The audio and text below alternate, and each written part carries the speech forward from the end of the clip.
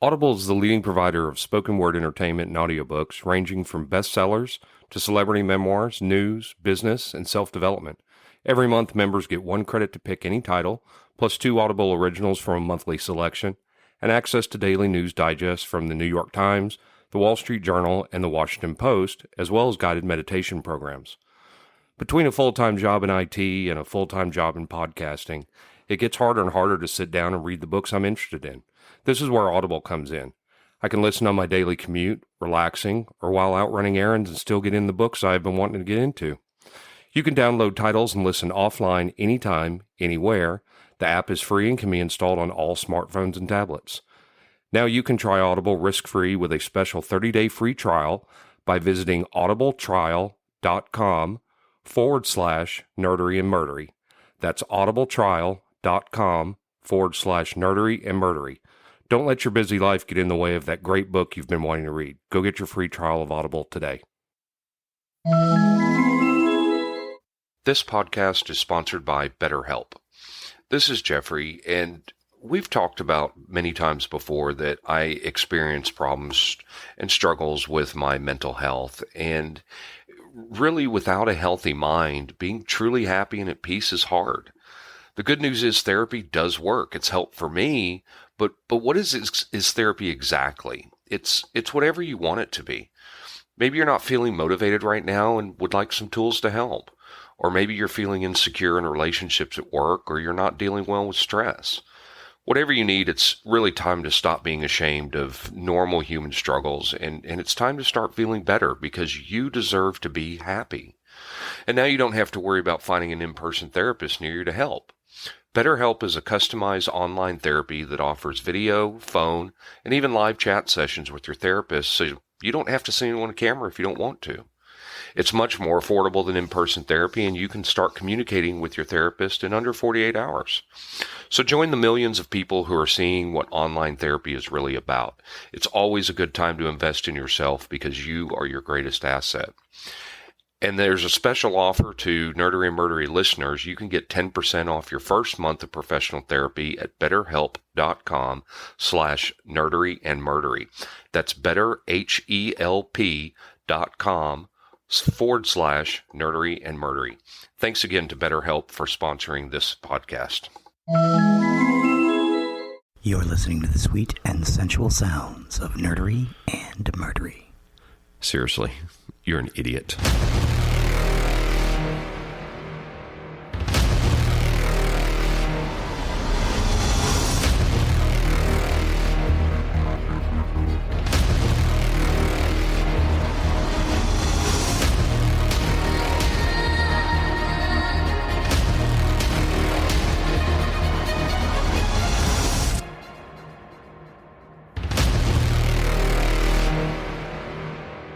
Welcome to episode 45 of Nerdery and Murdery. 45. I'm Zig with your nerdery. And I'm Geoffrey with your murdery. So welcome again to another week's episode. Before you get started, I wanted to read an iTunes review that we got from Flyboy Cutie Pants. Love that name. Flyboy Cutie Pants. And Flyboy Cutie Pants says, I am not a podcast person, but I was invited to listen to the show. I found the first one to be very interesting, that I looked forward to the next one and the next and the next. Now I am hooked. The week cannot go by fast enough for me to hear the show. I enjoy the camaraderie, the laughter, and the information provided. It is a perfectly balanced show. I feel like a nerd and love hearing Zig and Geoffrey's banter. They are real people living in the now. Please continue with this highly impressive, funny, and informative program. I recommend this for everyone that likes a little nerdery with their murdery. Great show, guys. Keep it up. Love, love, love. Thank you, Flyboy Cutie Pants. I thought that was a great review. So, that's a nice time to remind everybody, please, if you can, leave a rating and a review on iTunes. We love getting stuff like this, and I'll read these from time to time as we get them. It really helps our show. It helps us. It helps other people find our show. The more reviews we have, the higher ratings we get, and we show up better in search results. So please just take a minute to go onto iTunes and give us a review. If you love our show, you want to keep hearing from us, that's one of the better things you can do to help us. So, oh yeah. It costs nothing. It costs absolutely nothing to leave that review and helps us greatly. So awesome. I love hearing that review. And Zig, I will turn the show over to you. Well, awesome. Today we're going to talk about books. Cool. Like Yes, books. Books. We are going to talk about science fiction books by a specific writer. The writer is Larry Niven. And what's funny is knowing we had Larry Niven coming up, I had to look and see the books of his I've read, which while I have read some of his stuff by himself, I am more familiar with his stuff that he did with Jerry Pournelle. Jerry Pournelle, yes. Lucifer's Hammer, I believe, was one of those. The Mote in God's Eye, and one of my favorite books of all time, Inferno. Oh, yeah. Where he's running around with Benny. Yes. Benito Mussolini. Mm-hmm. As a sympathetic character, which is odd. But, spoiler for those of you who have not read Inferno. Oh, so sorry. Yeah. If you get a chance, you definitely ought to check out Larry Niven's Inferno, because it's his take on, or his and Jerry Pournelle's take on Dante's Inferno. Yeah, it's a great take on it too. And they came out with a sequel as well, which admittedly isn't as good as Inferno, but it's still a good book. Yeah. I think I caught that one too. It was not bad. It was, better than a lot of other stuff I've read. Sure. Yeah, it was not as good as the first, but it's kind of hard to capture lightning in a bottle twice. So Larry Niven is an American science fiction writer. His best known works are Ringworld, which received Hugo, Locus, Dittmer, and Nebula awards, and with Jerry Pournelle, The Mote in God's Eye, and Lucifer's Hammer. Are you watching the Book of Boba Fett? I am. Did you see Ringworld? I did. And everybody's like, oh, hey, that's from Halo. No, it's not. No, it's not. It was from Larry Niven, which was Larry Niven's take on a Dyson sphere, which is basically a star surrounded by a planetary either ring or sphere. Right. The original Ringworld, not from Halo, like a lot of people thought. Yes. I was like, oh, hey, look, it's a Ringworld, and everybody's like, oh, it's from Halo. No. That's a Larry Niven idea. Well, I mean, technically, it's a Dyson idea, but Right. Now, the Science Fiction and Fantasy Writers of America named him the 2015 recipient of the Damon Knight Memorial Grand Master Award. His work is primarily hard science fiction using big science concepts and theoretical physics, but it often includes elements of detective fiction and adventure stories. His fantasy includes the series Magic Goes Away, rational fantasy dealing with magic as a non-renewable resource. Again, I am not a big fantasy guy. There's some stuff that I just love, but for the most part, I'm more of a science fiction guy. I like hard sci-fi. And it's the same for me. I'm not as much into fantasy. We just watched The Eternals last night. Mm-hmm. And I now understand why so many MCU fans do not like this movie, because it is not, number one, it's not your typical superhero movie, but it's also a fantasy story. Yes, it is. Very much like Shang-Chi. Mm-hmm. Is very fantasy. So I understand why fans, don't necessarily like those as superhero movies, but they're really kind of not. They're fantasy movies. Yeah, they're fantasy movies. And that's what they're meant to be. They're fantasy comic books. Right. And I'm with you on that. I'm much more into the sci-fi than I am the fantasy. Having said that, if you want some good fantasy, you can check out some of Niven's stuff. It's more rational. It's the idea of magic is something that you have, as a resource that you can't just go out and get. It has to be. Niven was born in Los Angeles. Niven was born in Los Angeles. He is the great grandson of Edward L. Doheny, an oil tycoon who drilled the first successful well in Los Angeles City oil field in 1892, but was also subsequently implicated in the Teapot Dome scandal. Really? Yes. Niven briefly attended the California Institute of Technology, Caltech, and graduated with a Bachelor of Arts in Mathematics with a minor in psychology from Washburn University in Topeka, Kansas in 1962. He also completed a year of graduate work in mathematics at the University of California, LA. Niven is the author of numerous... Okay, wait a minute. I need to back that up for a second. You can get a Bachelor of Arts degree in mathematics? I guess that's theoretical physics, maybe? Got me. Niven is the author of numerous science fiction short stories and novels, beginning with his 1964 story, The Coldest Place. In this story, the coldest place concern is the dark side of Mercury, which at the time of the story was written about, thought to be tidally locked with the sun. It was found to rotate in a 2 to 3 resonance after Niven received payment for the story, but before it was published. Algis Birdies said in 1968 that Niven became a top writer despite the new wave was evident that trends are for second raters. In addition to the Nebula Award in 1970 and the Hugo and the Locus Awards in 71 for Ringworld, Niven won the Hugo Award for Best Short Story for Neutron Star in 1967. He won the same award in 72 for Inconsistent Moon and in 75 for The Whole Man. In 1976, he won the Hugo Award for Best Novelette for The Borderlands of Soul. Niven at Stanford University in 2006 said had written scripts for 3 science fiction television series, the original Land of the Lost series, Star Trek the Animated Series, for which he adapted the early story The Soft Weapon, and The Outer Limits, for which he adapted the story Inconsistent Moon.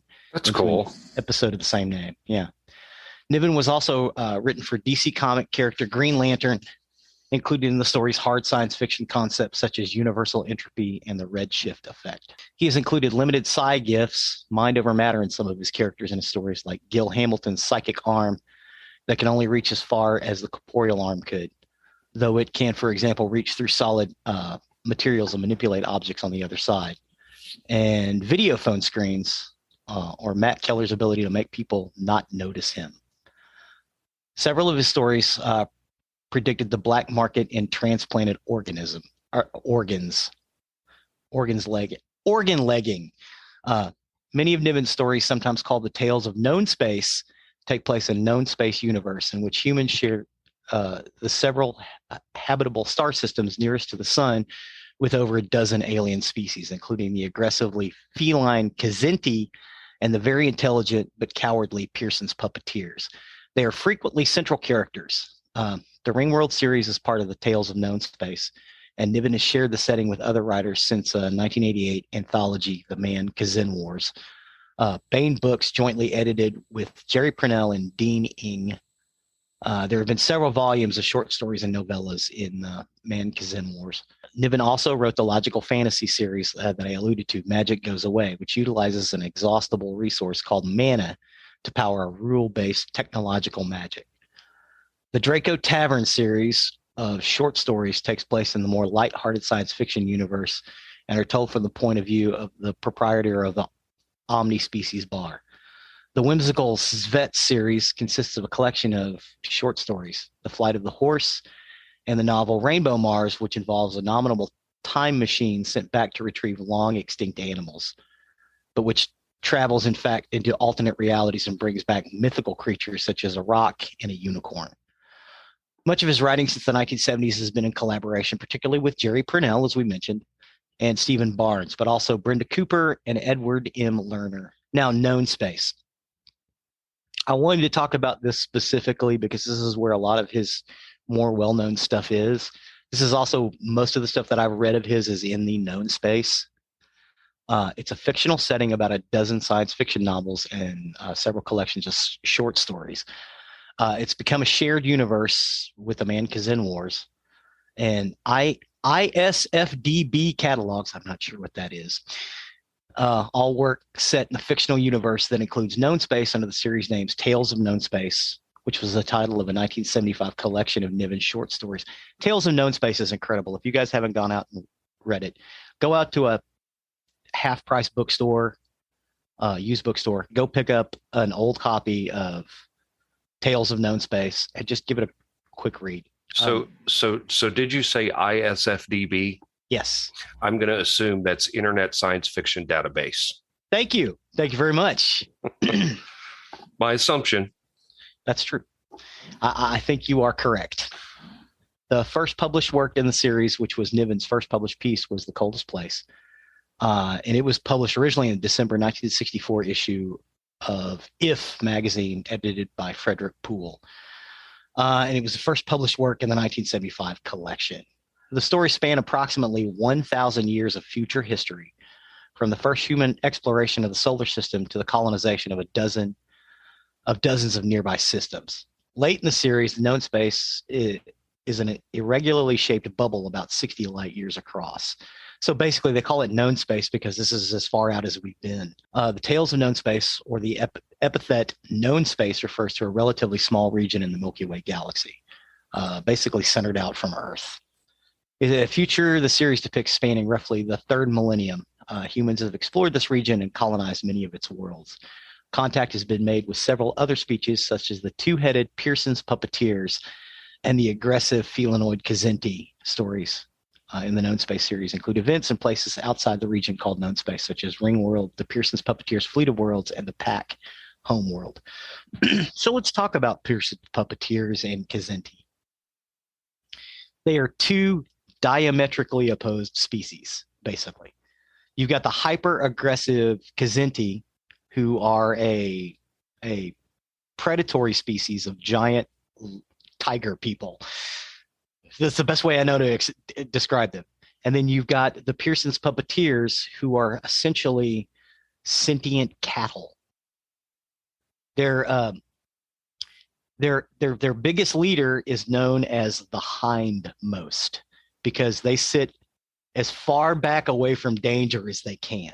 I love the puppeteers, just the idea of the puppeteers themselves as, you want to say cowardly, but they're not. They're not necessarily cowardly. They're just, their idea of success is surviving. You know, it's kind of cool.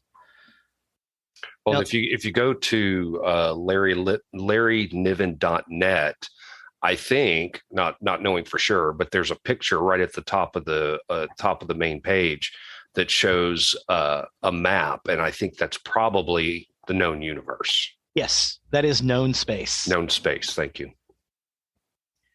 Now, the tales are originally conceived as two separate series. The Belter story set roughly from 2000 to 2350, and the Neutron Star / Ringworld story set 2651 and later. The earlier Belter period features solar system colonizations and slower than light travel with fusion-powered and Bussard ramjets. The latter, Neutron Star period, features faster than light ships using hyperdrives. Niven implicitly joined the two settings as a single fictional universe in the short story A Relic of the Empire by using background elements of the slaver civilization from the Belter series and a plot element in the faster than light setting. In the late 1980s, having written almost no Tales of Known Space in more than a decade, Niven opened the 300-year gap in the known space timeline as a shared universe.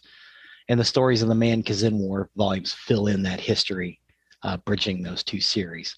The slavers. The Thrinton were also mentioned in the known space story, The Handicapped. World of the Tavs contains a number of different aspects to them, including that they were not a particularly intelligent species and only built their empire through the control of more intelligent species. So the Tavs and the Thrinton, their defense mechanism is they're able to control the minds of other things. Now, they don't necessarily have to be that intelligent. It's an innate ability. So in truth, the Thrinton and the Tavs, which is basically the same species, they're just different classes of that species, have the innate ability to control other things with their minds. These telepathic powers are expandable past themselves. So they have a radius and the older, more experienced Threntons have a very large radius. Thryntons consider it a matter of great shame to have a Tav in their family and usually tattoo them pink and sell them as slaves. They slap a couple flashlight batteries on them? Yes, they do. They're somebody else's problem. Now, the Bandersnatchy are enormous intelligent creatures consisting of one gigantic cell and resemble a mountain-sized white slug. They were supposedly created as food animals by the Thrent and were found detectable, but they were actually spies for the designers of the Bandersnatchy, the Nuktapun, which was That's interesting. I would need to know more about the Bandersnatch, because there's an episode of Black Mirror. Matter of fact, it's the Choose Your Own Adventure Black Mirror episode that's entitled Bandersnatch. Yes. Well, I think Bandersnatch is originally an old wives' tale. Mm-hmm. So he used the word Bandersnatchy to name these things. But yeah, Gotcha. Yeah, it's like a boogeyman. Okay, that makes sense. Okay, I'm with you. Now the Nuktapun were really, really smart, and they were taken over by the Threnton because they were really good bioengineers. So they designed these Bandersnatchies for the Threnton to eat, and they were these giant, massive, again, white slugs that were one cell. Basically, it was a giant brain cell, but they designed it in such a way that the Threnton couldn't detect them. So the Nuktapun would pass messages to each other through the Bandersnatchy, and they populated on worlds all over the galaxy. And basically, the Nuktapun were so tired of the Threnton mind control that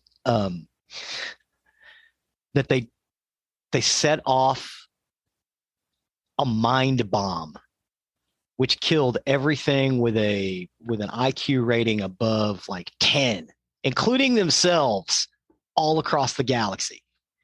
And we are essentially what is left over from that.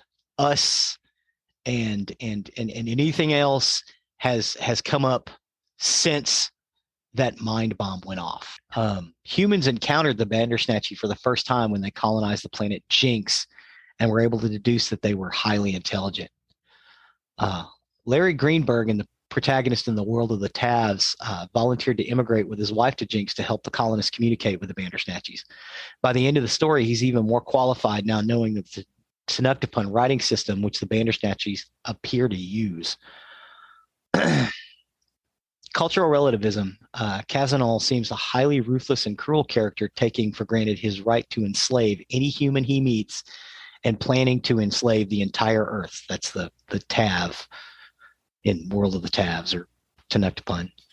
Gradually, it turns out, however, he's relatively liberal by Thrent standards, and his family having traditionally treated their slaves a bit better than other Threnton. This especially manifests in his decision when, having been faced with the destruction of his ship, to save the life of the slave being who was with him in the ship, which other Thrents never would have done.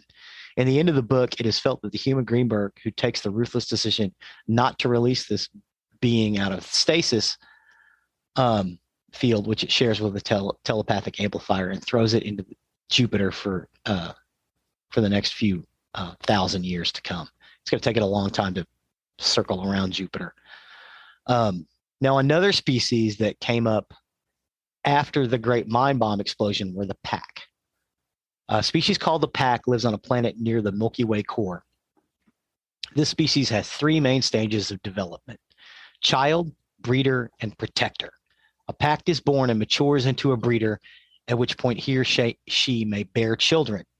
Breeders are not particularly intelligent, but around 40 years of age, the root of the tree of life plant begins to smell delicious to all breeders, and they eat it and metamorphosize into the protector stage via a virus that lives in the plant.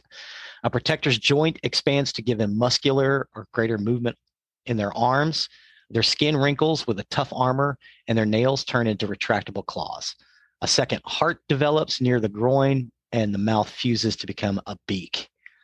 And all sexual characteristics disappear. The most important change is that the brain expands, giving the protector a tremendous intellect.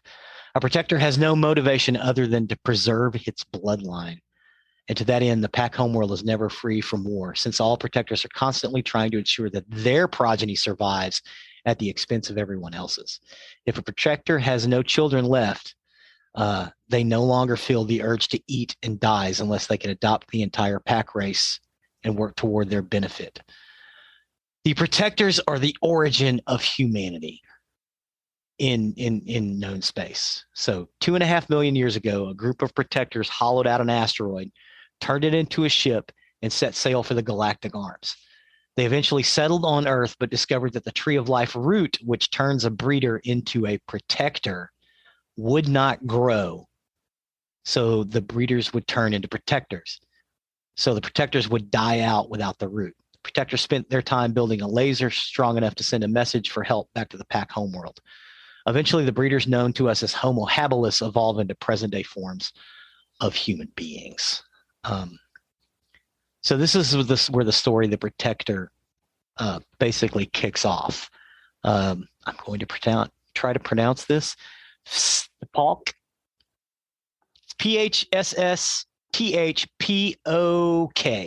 I trust you. Okay. Phsphok. Wait, there's a so Phsphok. Yeah, I'm not going to try it. The protector. We're going to call him the protector. Lost all of his fertile descendants in a war on the pack homeworld and needed to find meaning for his life, or he would die. After spending much time in the homeworld's library, he found the story of the pack expedition to find a habitable planet in the galactic arm. He worked out that the soil of Earth lacked thallium oxide and mounted a rescue mission aboard a ram ship. 33,000 years ago, arriving in the solar system in 2125 AD. He lands on Persephone. Now, according to the novel, Persephone is the 10th planet of the solar system. It was actually proposed in the 70s to account for the perturbations of the orbit of Neptune.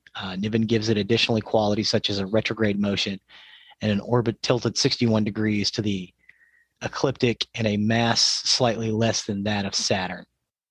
What is very interesting about this is they found Persephone. They don't call it Persephone, they call it Sedna now. But it's another body that basically orbits with Pluto. This one belter named Brennan discovers the protector and the tree of life, and because we are a protector species, cannot stop eating what are essentially sweet potatoes loaded with this stuff, and becomes the protector. So Brennan created an 8-foot diameter spear of neutronium with a surface gravity of 8 million G and was maintained within a stasis field on the world of Kobold.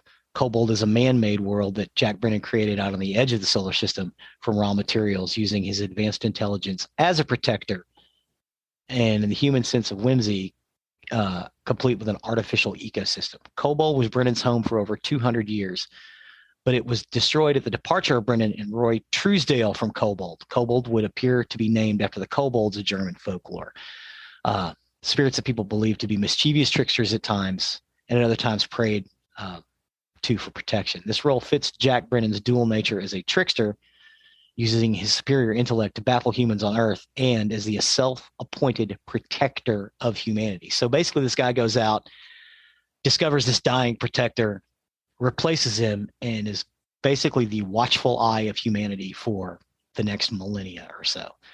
That's basically it for the protector in known space. Now we could just kind of talk about Larry Niven as a whole.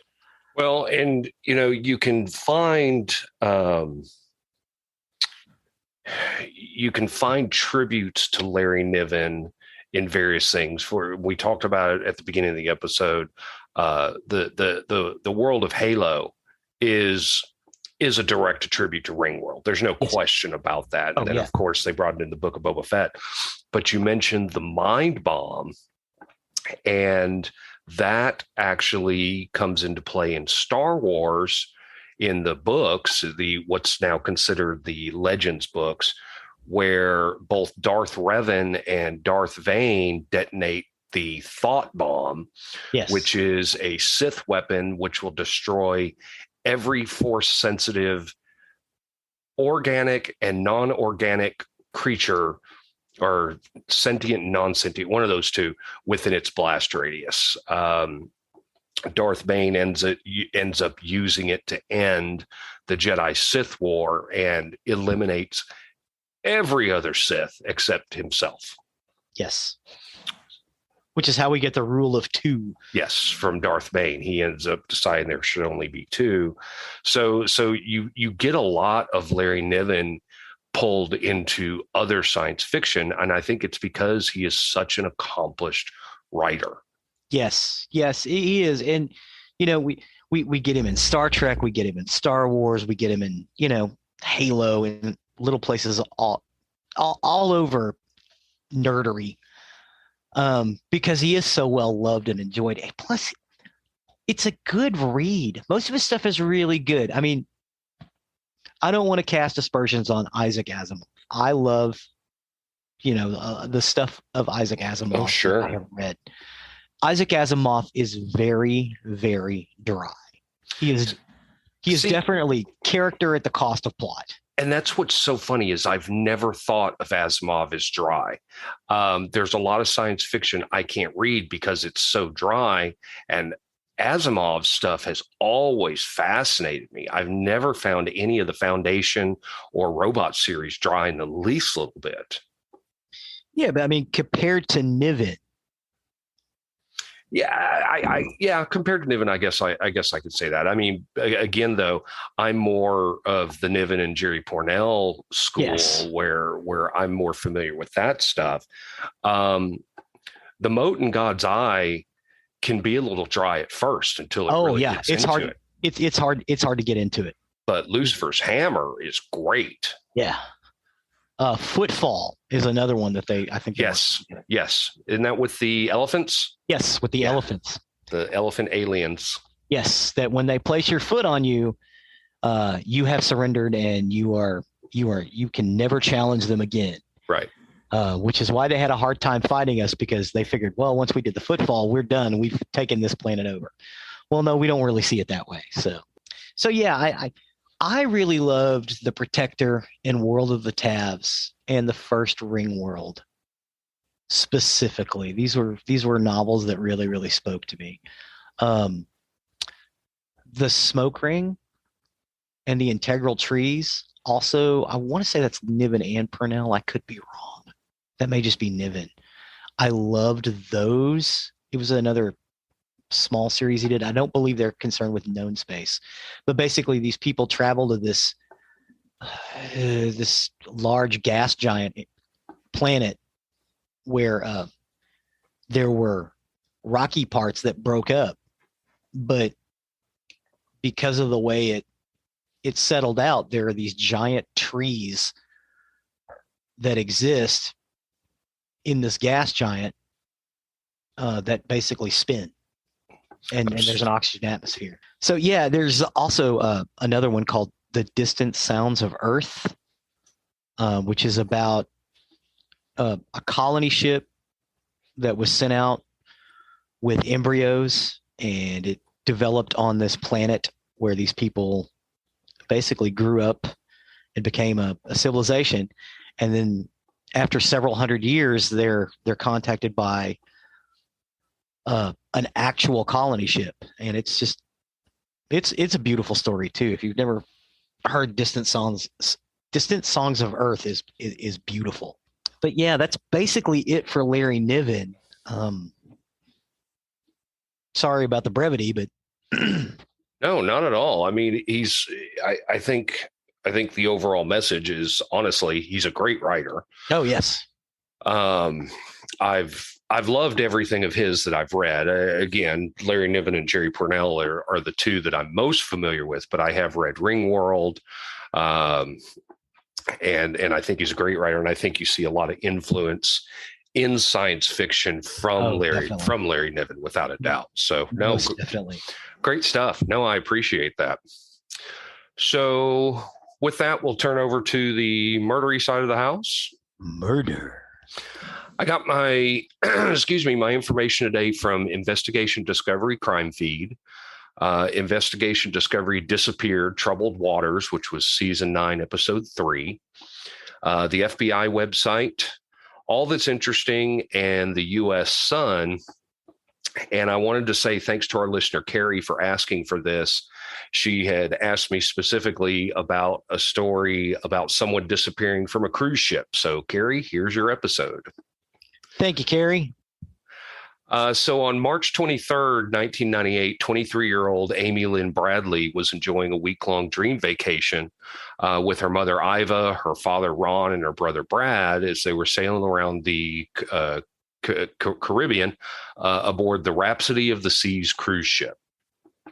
The family had an opportunity to take this cruise with their children, thinking it'd be a really good time and the trip of a lifetime. Amy had just graduated from college and Brad was in college, so this was a way to vacation with the whole family together. The vessel departed from San Juan, Puerto Rico on March 21st and was traveling to the island of Aruba. The family was very impressed with the size of the ship and the 2,000 plus people it would carry. They had a cabin on the 10th floor deck and sweeping views of the ocean. And the family of 4 shared the room, taking back to their old days when everybody lived under the same roof. During the early mornings on March 24th, the ship was en route to its next island port of Curacao, and Amy was having the time of her life. According to Brad, it was a very exciting time for her because Amy had just moved into her own apartment, and she had plans to start a new job after the cruise. Amy was a talented athlete, a trained lifeguard, and a very accomplished swimmer. She and Brad had both been on the swim team at school for years, but her family said she was somewhat apprehensive about going on the cruise due to the fact she always had a fear of the open ocean. She'd never been on a cruise and wasn't a fan of big boats or the open water, but Brad talked her through it and explained how much fun he had on one previously, so she agreed to go. On the night of March 24th, the Bradleys dressed up and enjoyed a formal dinner. Afterwards, they changed into more casual clothing and went to the ship's upper deck. The deck was full of people, everything was festive, and everyone was listening to the house band Blue Orchid. The ship continued along its course to the island of Curacao, or Curaçao. It's one of those two. I think it's Curacao. Curacao. Eventually, around 1 a.m., Iva and Ron went back to the cabin while Amy and Brad mingled on the dance floor. Amy had befriended some of the ship's crew and band members while Brad went out mingling with the other passengers, and then they followed everybody down to the disco. A few hours later, Brad said that he returned to the cabin about 3:45 a.m., and he said he was sitting on the balcony when Amy came back around 20 or 30 minutes later. She and Brad discussed what they had planned to do the next day when the ship docked, and he went to bed around 4 a.m., but Amy said she wanted to stay outside, where the wind was blowing. She wanted to enjoy the fresh air. And Brad said, okay, cool. I love you. And then he went to bed. Her father said that he woke briefly between 5 a.m. and 6 a.m. and saw Amy still outside lounging peacefully. So he was feeling okay. Everybody was there. They were safe. So he laid back down to shut his eyes. But when he woke up again around 7 o'clock, she was gone. Aside from the cigarettes and a lighter, it didn't seem like Amy had taken anything with her. She hadn't even taken her sandals. And at first he wasn't concerned. He thought that Amy might be out on deck smoking a cigarette or taking photos of the sunrise, figuring she's somewhere else on the ship. So Ron decided he was going to go up to see if he could find Amy, and he didn't want to startle Brad or Iva, so he went up on his own. Ron searched all over the outer decks, hallways, and open spaces on the ship, but an hour later, he'd still not found Amy, so he rushes back to the cabin to tell both Brad and Iva, hey, I can't find Amy. They immediately alerted cruise staff that their daughter was missing, but said that the cruise staff seemed to be more concerned about disturbing the other guests than finding Amy. They began to get really desperate, and they had a genuine fear because the ship was nearing its destination. And with Amy missing, they didn't want anybody leaving the ship. They didn't want the ship to dock. They didn't want that gangplank to go down. And they begged the captain to not lower the gangplank and not get to the dock. The captain, though, he refused because he didn't believe foul play was involved in Amy's disappearance, and he didn't want to upset the other passengers. I don't know. I don't understand this a little bit. I mean, granted, it's a ship that holds up to 2,400 passengers and has 765 crew members. I understand how someone might get lost, but completely missing after they've searched the entire ship. They've gone to the places they can at any rate. I think this would have to raise an alarm. Yeah. But again, the captain didn't listen, and he did dock the ship, and the thousands of passengers began to leave the ship. But the captain assured the Bradley family that they would do a thorough search of the entire ship. But several hours later, he came back with the bad news. They had searched the ship in its entirety, and Amy was not on the ship. The captain gave Ron, Brad, and Iva the option of staying in Curacao when the ship sailed for St. Martin. And then the family made the agonizing decision to remain and search for Amy on their own. They figured, what if she fell off and swam? Because they weren't far from the shore when she went missing. When everybody left, if someone took her, then they'd be on that island. So that was really kind of a hard thing, but they decided they have to. And that makes sense. I mean, that's the most logical thing to do. Right. If someone took her or she fell off, she would more than likely be somewhere near Curacao. One would think. Yes. Ron did say when they put us off on the island, they gave no instructions. So it was like, you're off the ship and you have to fend for yourself now. The Bradleys did immediately go to the American Embassy, who determined they were going to give out search grid coordinates and start searching the ocean. They did bring out the local Navy and began a search, but they couldn't find Amy after hours and hours of searching. Amy's family then got the support of the FBI and rejoined the ship in St. Martin and conducted a search there. Amy's family members did say that the FBI interviewed them all separately and talked to as many as the ship's 2,400 passengers and crew as possible. Iva seemed to remember several people who were taking a special interest in Amy the night before. And at one point, Ron remembered one of the waiters asking for Amy's name, saying, quote, they wanted to take her to Carlos and Charlie's restaurant during the dock in Aruba. And when he asked his daughter about it, Amy responded, I wouldn't go and do anything with any of those cruise members. They give me the creeps. This is even creepier given that Carlos and Charlie's restaurant is the last place that Natalie Holloway was seen. Remember, she disappeared in Aruba in 2005. Oh, yeah. Yeah. Several people did remember seeing Amy with Alastair Douglas, who was a band member known as Yellow in the ship's disco in the very early hours of the morning. A couple of the girls remembered Amy going up an elevator with Alastair early and were fairly sure that they saw him with her before dawn, but the exact time was very difficult to verify. Brad then remembered having a disturbing conversation with Alastair. Brad said, I'm sitting by the pool at a table and up walks this guy. And the first thing he says is, I'm sorry to hear about your sister. And in retrospect, he says he found the timing of those statements suspicious due to the fact there had been no announcements on the boat about Amy's disappearance. Remember, because the captain didn't want to alert anybody. That's right. The FBI did agree that Alastair was someone they needed to talk to right away. They knew that potentially he was the last person that saw Amy that day. Alastair agreed to submit a polygraph exam. And Ron said that Alastair came out of the interview smiling with his thumbs up to his band members like everything was cool. It made me feel like I wanted to strangle him. Actually, I knew what was going on. I knew he had been with Amy. Alastair insists that he has no idea what happened to Amy.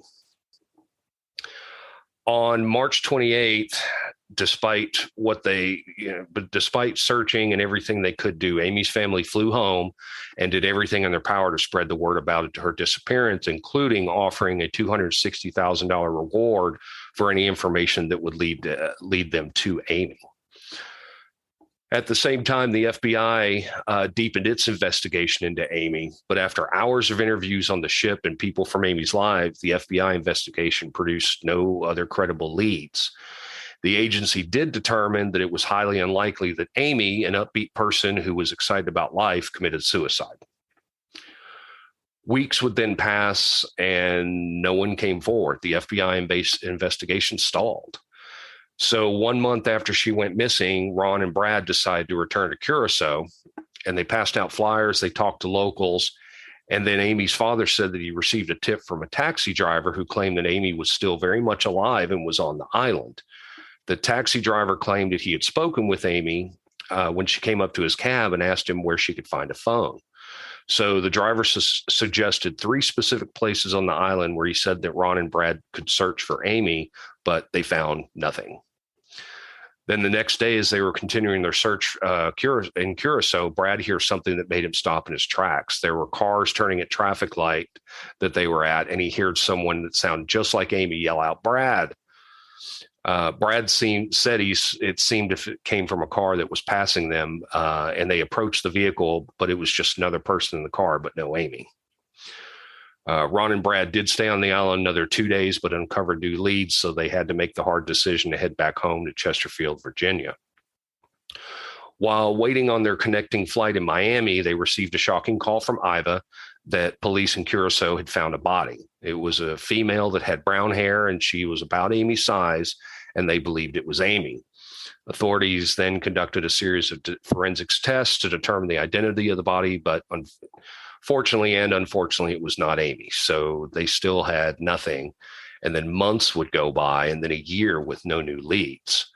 The FBI and the Bradleys all coped with a flood of tips, but nothing seemed to turn out credible. In May of 1999, Amy's case was featured on America's Most Wanted. A Canadian scuba diver came forward named David Carmichael and said he remembered seeing Amy on a Curacao beach in August of 1998, 5 months after Amy went missing. Carmichael tells the FBI that the woman looked just like Amy and described a Tasmanian devil tattoo on the mystery woman's back that made Amy's family believe it could have been her. He said he was 100% certain that it was Amy. She did have a Tasmanian devil tattoo. Carmichael said the woman he saw was accompanied by 2 very aggressive men, and FBI believed that the lead was credible and attempted to vet his story. But since Curacao is not under American jurisdiction, FBI agents find it very hard to operate on the island. But they do start combing the beach looking for Amy or the men David reported seeing her. But in the end, the agency was unable to corroborate the Carmichael story. In August of 99, the Bradley family got a phone call from an acquaintance who suggested a radical new approach to finding Amy. The friend got them in touch with Frank Jones, who was a private investigator, and Jones tells them that he specializes in cases just like Amy's. He told the family he was a former U.S. Army Special Forces officer, and he had a team of ex-Army Rangers and ex-Navy SEALs who conduct intelligence gathering missions, as well as contacts in Curacao who might be able to rescue Amy. So within a few days, he told the family that Amy was still on the island and had allegedly been spotted on a beach several times in the company of different men. Jones proposed a mission to see if the rumors were true and asked the Bradleys for more than $24,000 to get his operation off the ground. According to Jones, Amy was being held against her will by local drug lords who were demanding money to release her. And Jones tells him he is ready to start planning his rescue mission for Amy, but he needs more money to pay his men. The Bradleys told Jones that they couldn't provide any more money until he provided some proof that Amy was still alive. And Jones sent them a picture of a woman on a beach in the company of men very similar to the story David Carmichael told months prior. The picture showed a woman with a towel over her shoulders and a hat, as well as Amy's tattoos.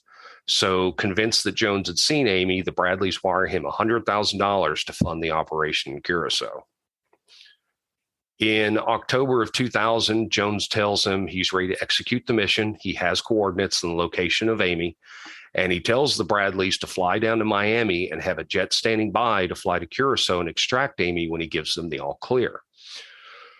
So the Bradleys go to Miami and stay in a hotel by the phone for 1 week. And finally, Jones gets back in touch with them with very bad news. He had to abort the mission because some of his men had been injured in a gunfight with Amy's captors. This, as you can expect, was a very devastating blow to the Bradleys. But before they could pack up and go home, one of Jones's men, former Army specialist sniper Tim Buchholz, who had been assigned to watch the house where Amy was supposedly being held, began to wonder if Jones was lying. Buchholz said he was eavesdropping on Jones when he called the Bradleys while the team was supposedly staking out the bungalow where Amy was supposed to be being held captive. Buchholz had figured out Jones was a con artist and broke the news to Iva and Ron. He said, "I want you to know that Frank Jones is a fraud, and he's down here sipping Dom Perignon on your nickel." Ron and Iva alert the FBI. What a piece of crap. Oh, absolutely. What a piece of crap.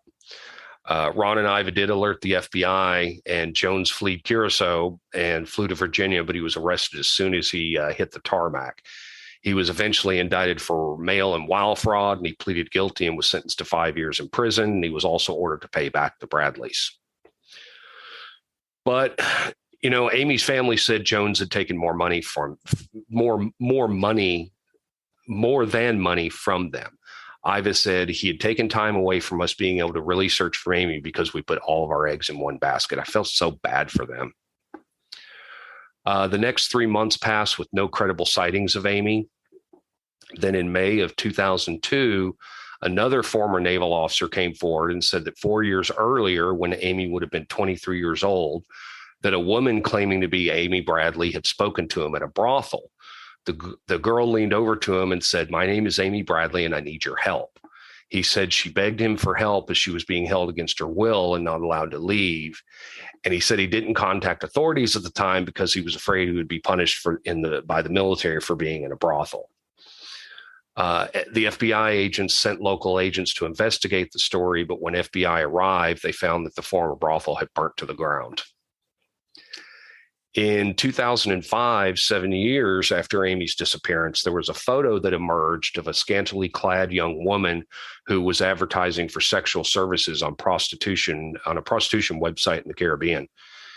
Agents pursued the lead that Amy could have been the victim of sex trafficking, but was unable to confirm the identity or authenticity. Wow, that was a hard word. Authenticity? Thank you. Of the woman in the photo. The FBI do facial recognition on the picture, and they say in their opinion it's Amy. And I'll have a picture on the website of that picture as well. I would agree with him. I think for sure that's Amy. There was one more potential sighting in 2005 when a witness named Judy Marr claimed to have seen Bradley in a department store restroom in the Barbados.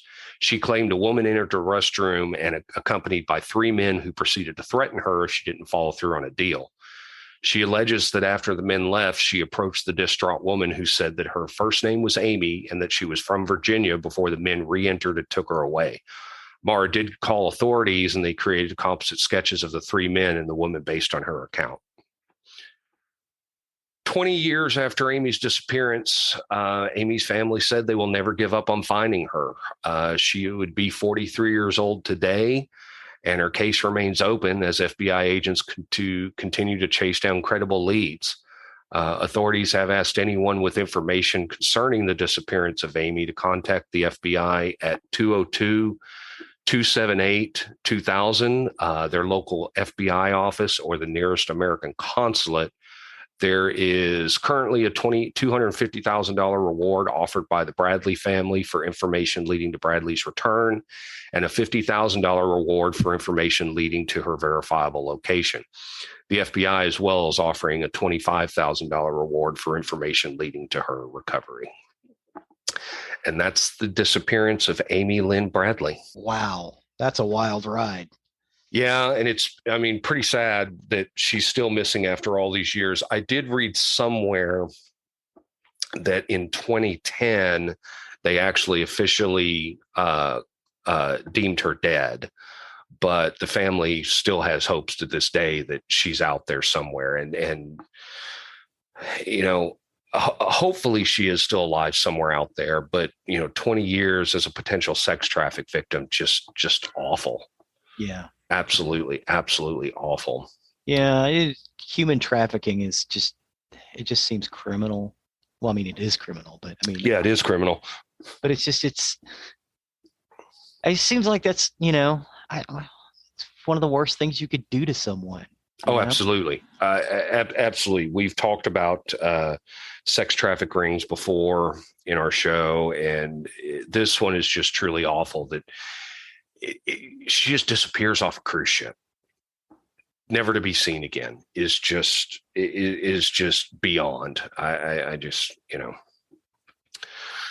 So I do once again have some positive notes for your day. I decided to focus on just kind of some positive things that do come out of cruises. Each week, a large cruise ship goes through 20,000 ice cream cones. The average cruiser gains a pound a day. The crew on cruise ships do have their own bars and buffet on the crew decks, which are all below sea level. No cruise ship has a deck 13, mainly due to passenger superstition. A cruise ship anchor weighs about as much as 4 elephants. If you love haunted history, the Norwegian offers a 7-day ghost hunter cruise. In 2018, diehard fans of the Walking Dead set sailed alongside the cast of the popular television show. The Walker Stalker cruise even employed professional makeup artists to transform passengers into the undead. The first cruise ship built in Finland is now owned by the Church of Scientology. I do intend to do an episode on them at some point. Right on. During a world cruise, more than 840 bottles of vodka, 312 bottles of gin, and 285 bottles of scotch will be drunk. The Queen Mary 2 features an extensive planetarium so guests can explore the stars. And the Queen Mary 2 was also used to transport the first edition of Harry Potter and the Half-Blood Prince to the United States. Oh, very nice. And that is my story for today. Thank you, sir. That was a wild ride. Well, thanks for taking it with me. I appreciate it again. Anytime.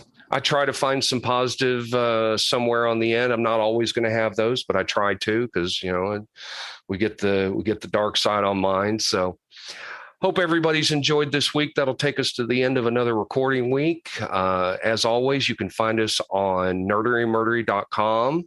There you can find links to our social media as well as our contact information. So if you'd like to tell us things that you'd like to hear, just like the story I just did, a listener story, I'd love to do those. If you tell us things you don't want to hear, don't want us to cover again, we'll at least listen to those and determine on our own past that. That's true.